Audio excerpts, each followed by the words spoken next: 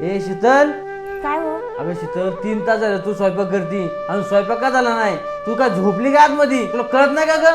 तू आता माहेराला नाहीये, तू सासरी आहे आता. मला भूक लागली लई. अहो माझं जरा डोकं दुखत होतं ना म्हणून उशीर झाला, लगेच बनवते थांबा.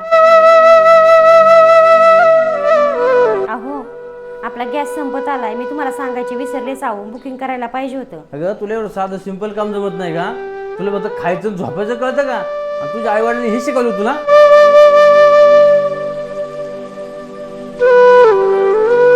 हे शीतल, अजून भाजी झाली नाही का? अजून किती वेळ लागणार का तुला? अरे आतापर्यंत हॉटेलला जाऊन एखादी भाजी आणून खाल्लेली परवडली असती. तू हे सगळं नखरे आहे ना मायारला शिकून आलेली दिसती. थोडं काही बोललं ना बसली असं आतमध्ये मुळमुळ रडत. दुसरं काही येतं तरी काय तुला?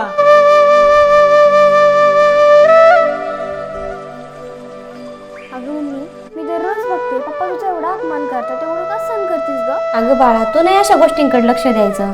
आणि त्यात पप्पांची काही चूक नाही. जसे त्यांच्या आई वडिलांनी त्यांना संस्कार लावले तसेच ते वागणार ना. आणि ते जसे चुकीचे वागतात तसं आपण वागलो तर आपल्यात त्यांच्यात फरक काय? अगं मम्मी, तू त्यांच्या आई वडिलांबद्दल कधी काही बोलतच नाही आणि ते तुझ्या आई वडिलांबद्दल एवढं बोलते, तुला काही वाटत नाही? अगं जाऊ दे बाळा, तू नको एवढं टेन्शन घेऊ. कधी ना कधी त्यांची चूक त्यांना कळेलच ना ग.